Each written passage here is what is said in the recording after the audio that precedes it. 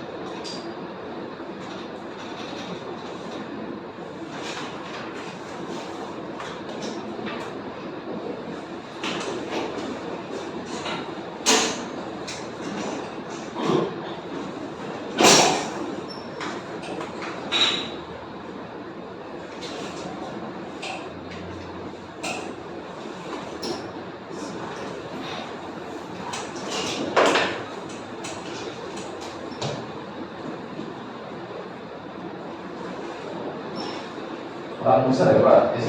Udah. Kurang besar ya? Iya. Apa-apa dah. Ya tahu. Itu namanya jumlah sudah.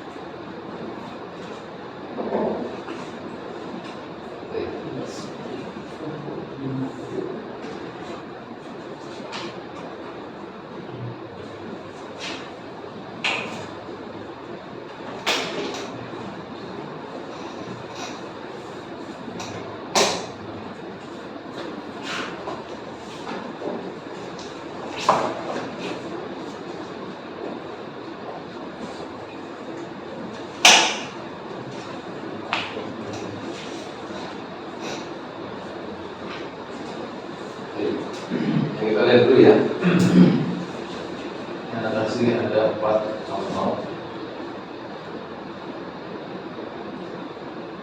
Muhammadun talibun fil madrasah.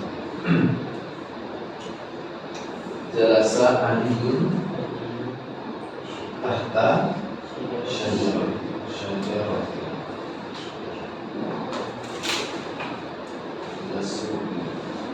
Mustashfa.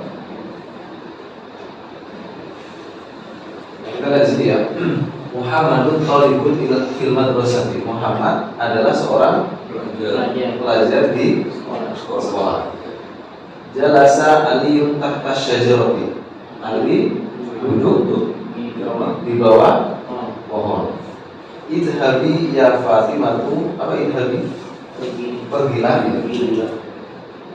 Wahai Fatimah ke pasar ya.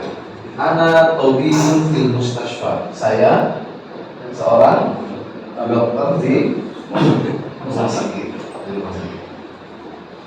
Nah, nanti inti semua bahasa itu adalah kita bisa menyusun kata sehingga menjadi sebuah kalimat yang bisa dipahami. Itu intinya apa? Orang belajar bahasa. Nah, pelajaran kita kemarin ya, ketika kita sudah memahami mukadimah isim, kemudian mukadimah fi'il, kemudian setelah itu kita lanjutkan ada jumlah isimnya, jumlah fi'ilnya, ada syukur. Nah, kita bisa kita bisa mengklasifikasikan setiap kata ini. Kita lihat di sini ya. Nah, ini kan. Ini terdiri dari berapa kata? 4 kan ya. Muhammadun Thalibun fi al-madrasati. Nah, kita pakai ilmu kita yang pertama ya. Muhammadun ini isim fi'il atau huruf? Isim. Kita tulis dulu di sini. Jadi ini adalah ilmu yang paling kita pelajari. Ini adalah apa? Mengklasifikasikan. Ini kan isim. Kalau ini isim. Kalau ini huruf. Kalau ini isim.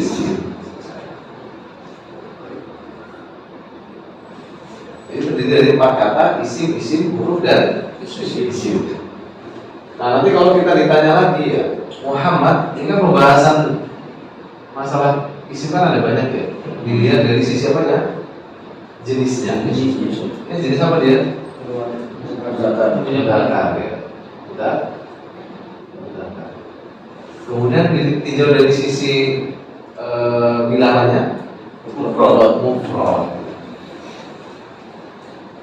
Ditinjau dari sisi apanya lagi?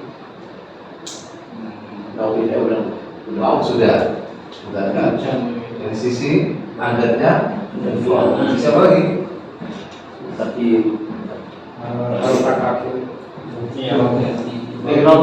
dibuka ya. Peninjauan isim itu ada 5 yang kita pelajari. Tagirnya. Jadi termasuk apa ini? Mu'rab. Apa lagi? Dari siapa yang lagi? Bukunya dibuka aja. Jadi orang buku.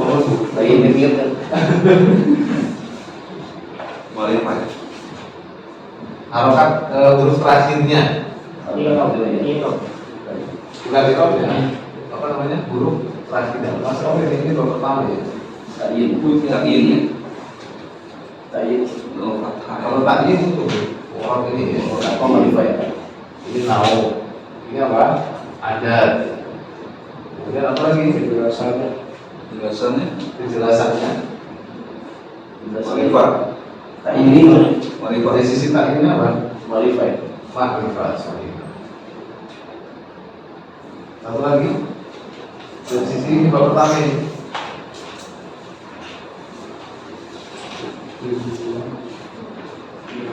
Bab pertama.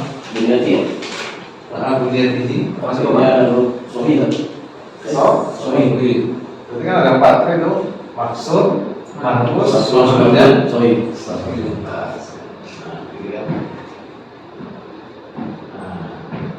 Jadi kita dengan pelajari mukadimah itu, ketika kita bisa menentukan Muhammadun ini isim, kita bisa cerita banyak tentang apa? Isim Muhammad ini bisa dipahami ya. Dilihat dari sisi apa namanya? Huruf terakhirnya, dia termasuk isim sohih.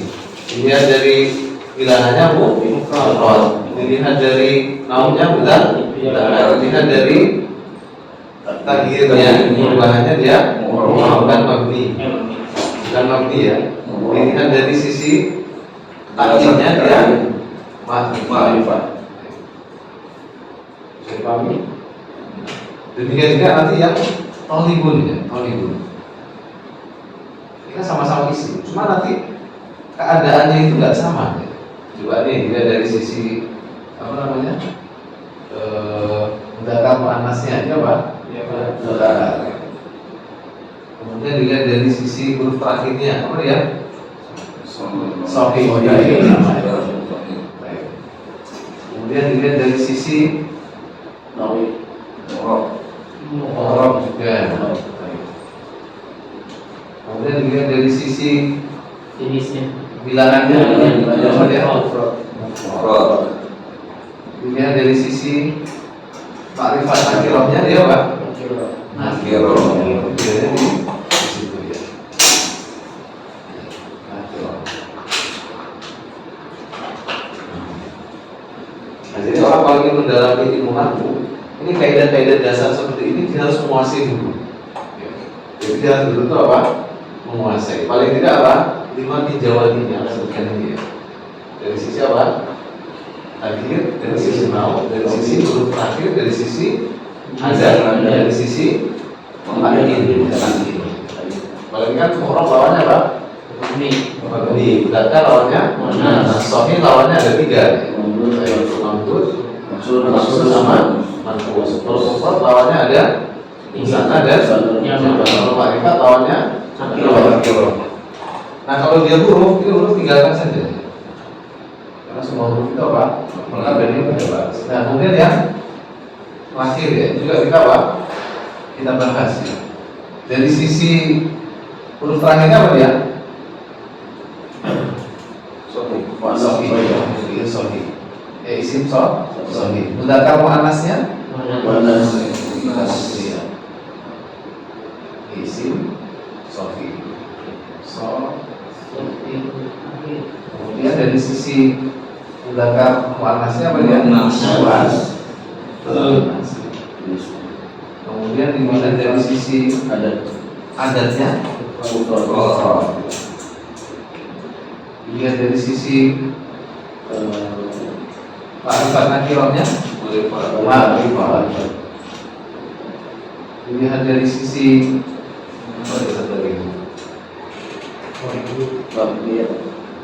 mu'rab atau mabni? Mu'rab. Kenapa beliau dari sisi apa ini? Jim. Baik, bunyatihi kemudian bunyatihi. Kalau ini dari sisi apa? Nau'ihi. Jenisnya kalau ini dari sisi apa? Ada di sini. Kalau ini dari sisi apa?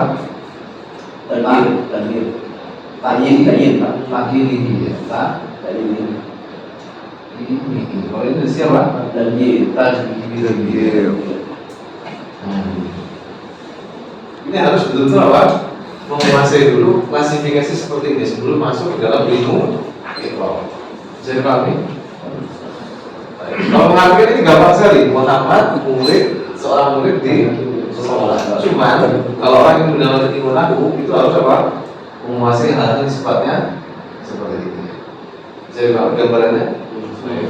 Nah setelah kita itu bisa mengklasifikasikan setiap kata ini ya di dalam sebuah jumlah ini, nah kita nanti harus juga bisa membedakan antara jumlah dan simbol jumlah. Nah kita lihat nih, ini adalah sebuah jumlah kan? Nah dia diawali oleh Muhammadun. Muhammadun itu apa? Isim kan? Isim. Berarti ini pasti apa jumlah? Ismiyah. Nanti gabungan apa ini? Gabungan ini. Jadi apa namanya? Sini ke sini ya. Aja ya. Namanya apa? Jumlah ismiyah. Di dalam jumlah ismiyah nanti yang ini fil madrasati namanya apa? Syibhul jumlah.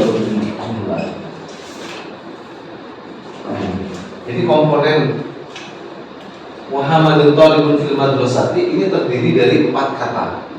4 kata itu adalah isim, huruf dan isim. Nah, di dalam 4 kata ini ada yang simbol jumlah. Nah, gabungan antara semuanya ini disebut nama jumlah ismiyah. Bisa dipahami? Nah, nanti nahwu itu identik dengan hal-hal yang sifatnya seperti ini, mengklasifikasikan, kemudian bisa menjelaskan dan seterusnya. Ada pertanyaan sampai sini?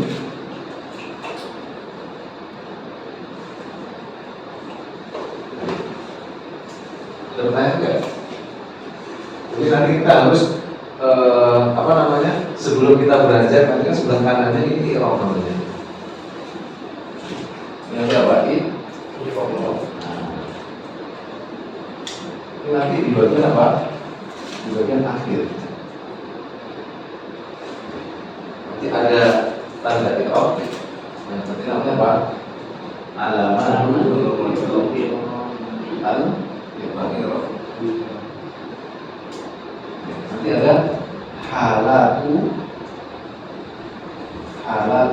al-ism. Kemudian di sini apa? Kai alat ismi atau fi'il sebenarnya. Kalau kasih saja al-halat. Nah, di sini apa? Kaifiyatul al-isim. Nanti bagian akhir. Jadi nanti kita nanti akan mengenal alamatul i'rab, tanda i'rab. Kemudian nanti halat keadaannya. Kemudian nanti ada kaifiyatul al-i'rab.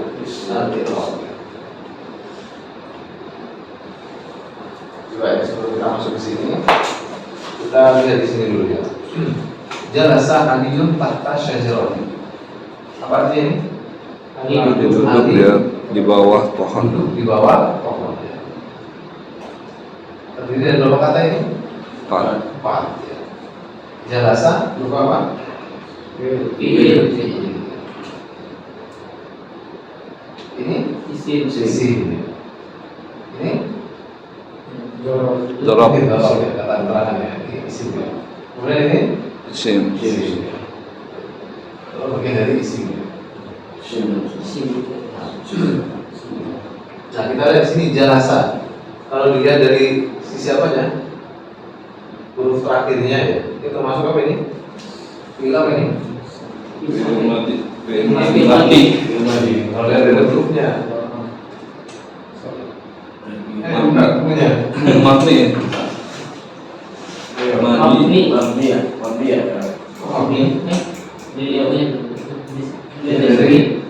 Dari perubahan terakhirnya. Salib. Dikatakan apa sebagai sahih atau mukhtar? Sahih. Nah, sahih jenis apa? Fi'il salib.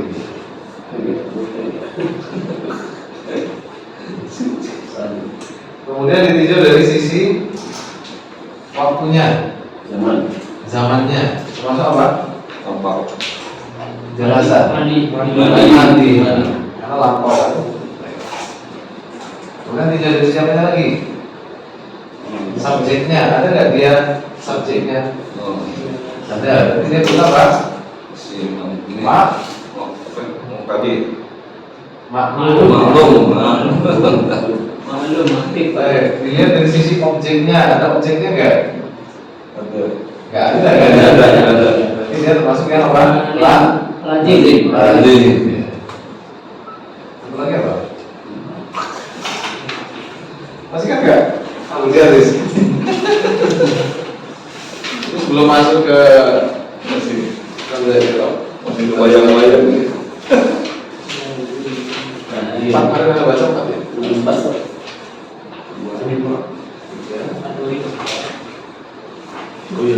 Nah, itu dari sisi takdirnya ya. Takdirnya, kalau fi'il madhi takdirnya apa? Mabni.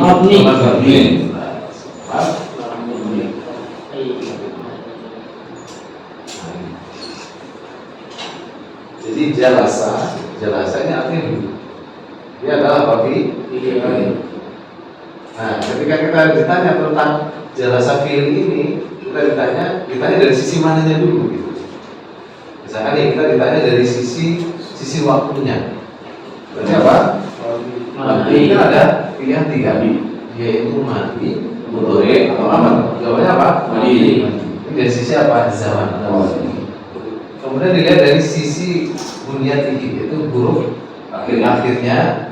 Nah, itu nanti ada pilihan, yaitu fi'il mukhtar, ada huruf ilahnya, atau fi'il sahih, ada huruf ilahnya. Oh, ternyata dia fi'il sahih. Yang jenis apa? Fi'il sahih. Semuanya ada di buku ya. Kemudian dilihat dari sisi apa? Tagirnya. Nah, kita kemarin pelajaran yang terakhir itu ya, fi'il madhi itu mabni, fi'il amr itu mabni, yang mu'rab hanya fi'il mudhari. Berarti dia apa? Dia mabni. Kemudian dilihat dari sisi ada atau tidaknya subjek. Nah, di sini jalasa ada subjeknya, itu apa? Ani. Pilihannya ada 2, antara maklum dengan majhul. Nah, dia yang mana? Maklum. Kemudian ditinjau dari sisi ada atau tidaknya objek. Mampu Pak. Nah, ada dua pilihannya. Kalau ada objeknya namanya apa? Lazim. Muta'addi. Lazim. Kalau nggak ada objeknya namanya Lazim. Nah, ini ada objek tidak? Iya. Nggak ada. Kalau ini hanya kata keterangan. Oh, berarti dia apa? Fi'il Lazim. Nah, gini. Ini harus sering dilatih supaya nanti lampunya jadi kuat. Kalau dasar-dasar seperti ini belum kuat, maka jangan dilatih. Bisa dipahami ya? Tadi.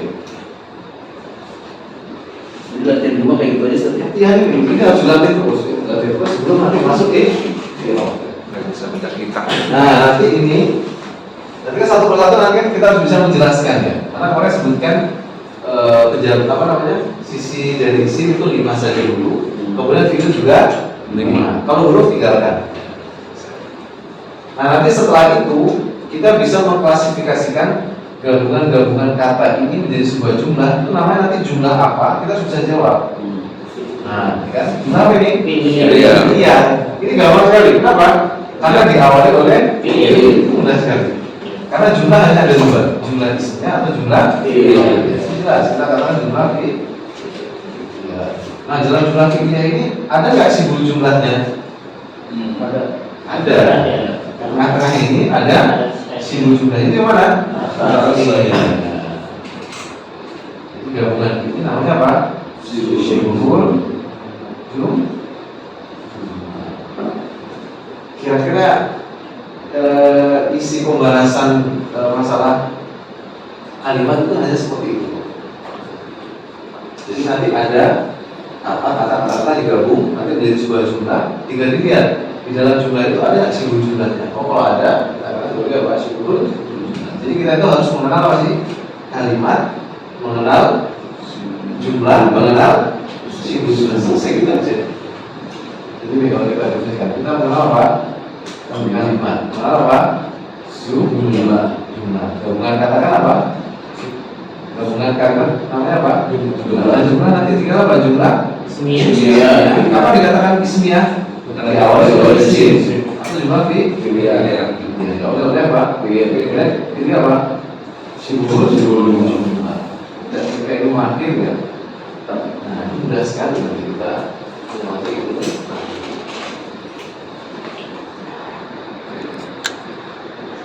Jadi pahami ya, coba ya.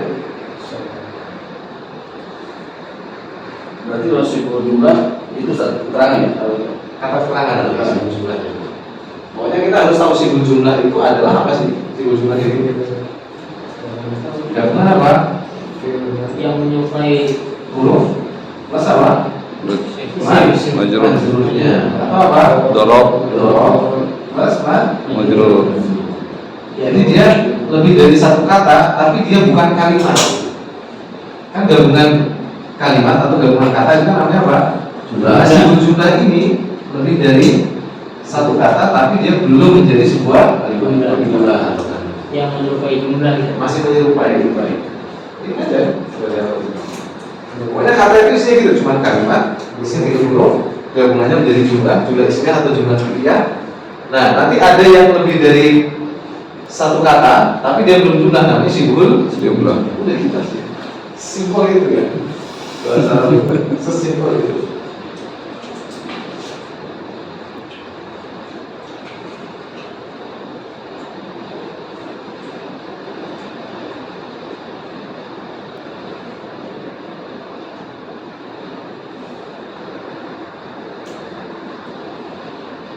Jadi ya, karena mau hapus, juga latihan dulu sebelum bisa masuk ke sini. Ini nanti orang ini udah bercanda itu mengaku ini.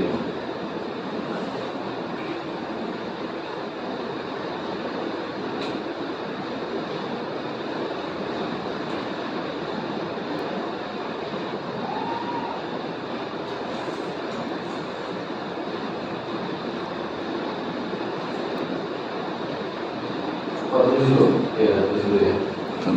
Yuk, foto, apa nulis? Kan ada foto nih.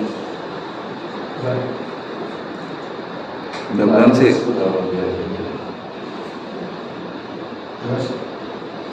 Nggak tahu.